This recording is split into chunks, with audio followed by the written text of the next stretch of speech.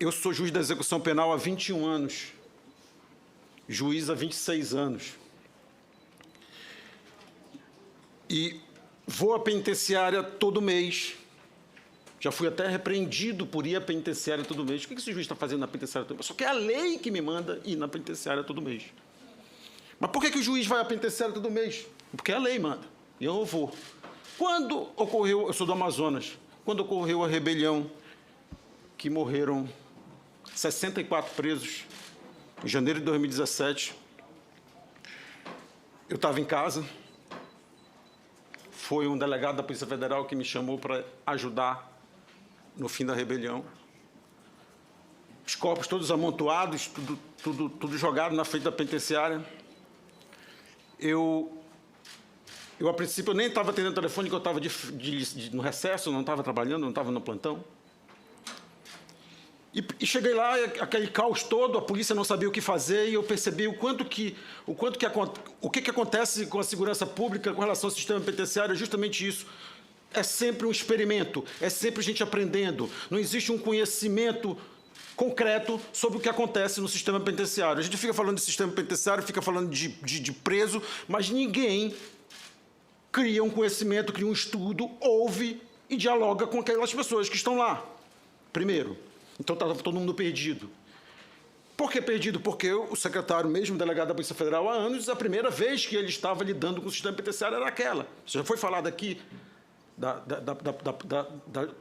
Polícia Federal e da Justiça Federal lidar com o sistema penitenciário que não está acostumado, mas era o secretário de Segurança, na época, esse delegado da Polícia Federal. E aqueles corpos, para ele e para todo mundo, não eram nada, mas para mim, que sou juiz há 20 anos, eu conhecia a cabeça que estava jogada no chão. Eu conhecia as pessoas que não dava nem para saber a cor, porque estavam carbonizadas. E aquilo me fez perceber o porquê, e isso é um indicativo de quanto os senhores senadores devem analisar as leis pela perspectiva de quem traz essa lei para ser avaliada. Nós temos na história um legislativo fazendo leis, criando pena, aumentando pena. Temos um judiciário dizendo que isso não é problema dele, meu problema é encarcerar, esse é problema do executivo, que tem que construir penitenciário. O legislativo dizendo que isso não é problema meu, que eu não tenho que construir penitenciário, só tenho que fazer lei. E o executivo dizendo que tem que construir penitenciária, mas ele não tem culpa, porque quem está fazendo a lei é o legislativo que está mandando prender. Só que a gente chegou num cúmulo de vir um agente do executivo fazendo uma lei que é para prender. Quer dizer, ele que era para cuidar da penitenciária, está fazendo lei para prender. Quer dizer, não tem nada sobre o sistema penitenciário nessa lei, mas da melhora do sistema penitenciário, só para encarcerar. E tem uma coisa que é preciso ser visto, que a gente está numa comissão de Constituição e Justiça, que a prisão no Brasil ela já não cumpre a lei de qualquer forma. Quer dizer, se qualquer lei de execução penal que você pegar, de qualquer editora, vai ter uma página, vai ter um artigo de todas as páginas que não é cumprido. Nós temos uma lei, na realidade, e uma prisão na realidade e uma prisão na lei totalmente diferente. Quer dizer, a prisão no Brasil, toda prisão é ilegal. Então, quer dizer, só para começar a discutir lei que encarcera, a gente tinha que primeiro discutir a prisão. A prisão cumpre a lei? A prisão não cumpre a lei no Brasil, não cumpre a Constituição, não cumpre nada.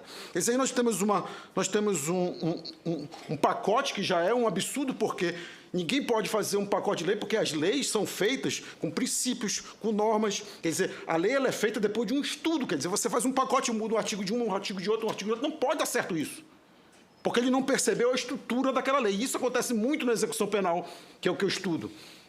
Quer dizer, ele começa, e o que o professor Rogério Prado falou aqui do juiz de garantias, que é um juiz que tem que ser um juiz imparcial, separado do juiz do processo de conhecimento, esse é o juiz da execução penal, que sou eu.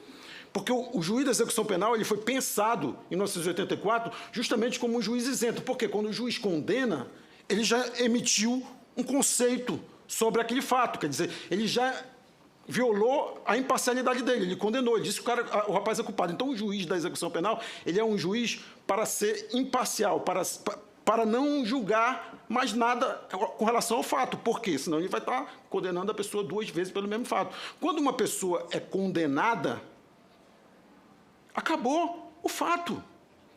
A execução penal tem que ser partir dali para frente. Quer dizer, ele foi condenado, tem aquela pena, ele tem que cumprir aquela pena. Nós não podemos, como o projeto faz, criar condições do juiz da execução penal agravar a pena por causa do próprio crime e por causa de outros crimes. O juiz da execução penal não pode fazer isso. Nós temos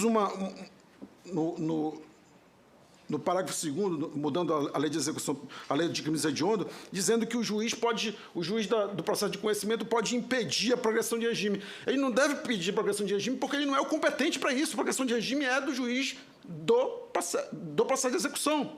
Quer dizer, os processos são separados justamente para isso. Senão o processo de juiz de execução vai fazer o quê?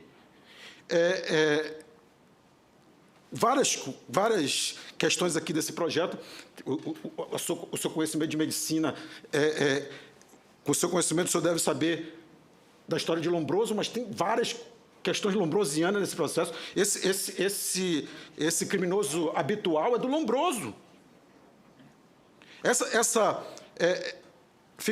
A progressão de regime ficará subordinada ao mérito condenado e à constatação de condições pessoais que façam presumir que ele não voltará a delinquir. Isso foi o Lombroso que inventou.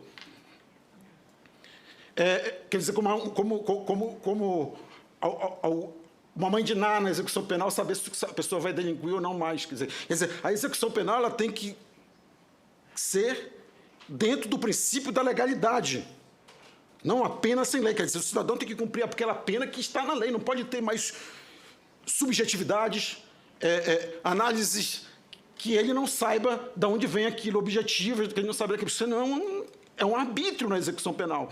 E esse arbítrio da execução penal é que faz com que o crime organizado, com que a criminalidade aumente, porque até para você punir com retribuição, punir com vingança, você tem que comunicar que está punindo com vingança. Olha, só estou me vingando de você. Só que os presos não entendem isso. Os presos não entendem porque eles vivem num caos de ilegalidade. Quer dizer, se eles não estão no meio da ilegalidade, não adianta, não vai adiantar aumentar a pena, não vai adiantar botar regime fechado, não vai adiantar botar nada. Quer dizer, outra coisa do projeto que não vê o todo da lei de execução penal, quer dizer, não vê o todo de lei nenhuma, cria vários artigos para várias leis, não vê o todo de nada, é a questão da saída temporária. O regime fechado, o regime semiaberto e o aberto foram criados para pessoas de regimes diferentes, regimes de pena diferentes. Você tem um regime de vida diferente. Quer dizer, regime fechado tem regras, regime semiaberto tem regras. E para que isso? Para a pessoa não sair abruptamente do regime fechado. Quer dizer, a pessoa está presa no regime fechado, para que ela tem que ir para o semiaberto? Para ela ter um controle antes de ser solta totalmente. Porque ela vai ser solta. Quer dizer, o regime semiaberto não foi feito para beneficiar, não foi feito para ser algo bom para o preso. O regime semiaberto, na verdade, ele foi criado como garantia da pena. O preso ele tem que cumprir o semiaberto, é quase como se fosse uma armadilha. Quer dizer, se ele vai para o fechado, se ele vai para o semiaberto, se ele não cumpre aquela regra do semiaberto, ele volta para o fechado. Que foi isso que foi pensado, né? Não foi algo aleatório. Houve uma comissão em 1984 que criou a lei de execução penal dentro de uma estrutura que fazia fechado, semiaberto e aberto. Outra coisa, você dizer, não vai ter saída temporária para esse preso. Quer dizer, não pode, dentro do mesmo estabelecimento, isso é a Constituição que diz, haverá estabelecimento distinto para penas de gravidade distinta. Quer dizer, você não pode, no mesmo estabelecimento penal, isso aqui tem saída temporária, isso aqui não tem, porque você viola a isonomia, porque são regimes para pessoas que vivem no mesmo estabelecimento penal, regime jurídico distinto, estabelecimento penal distinto. E, para terminar, o absurdo de registrar em lei PCC, Família do Norte, Comando Vermelho, que é um absurdo. Quer dizer, um artigo de lei, quer dizer, que eu saiba, uma lei é para acabar com o crime. Quer dizer, nós vamos fazer uma lei para aquele crime não exista mais, para punir aquele crime. Ele vem e diz assim, é crime organizado, participar do Comando Vermelho, Família do Norte, PCC. Isso é um absurdo maior do mundo, porque a pessoa está registrada e nunca mais vai acabar o PCC. Quer dizer, uma lei para registrar o crime organizado, para dizer que o crime organizado nunca mais vai acabar, porque já está na lei. Quer dizer, sabe, esse é o maior dos absurdos de todos dessa lei que mostra o desconhecimento, não digo nem a má-fé, mas é um desconhecimento da estrutura geral da lei de execução penal.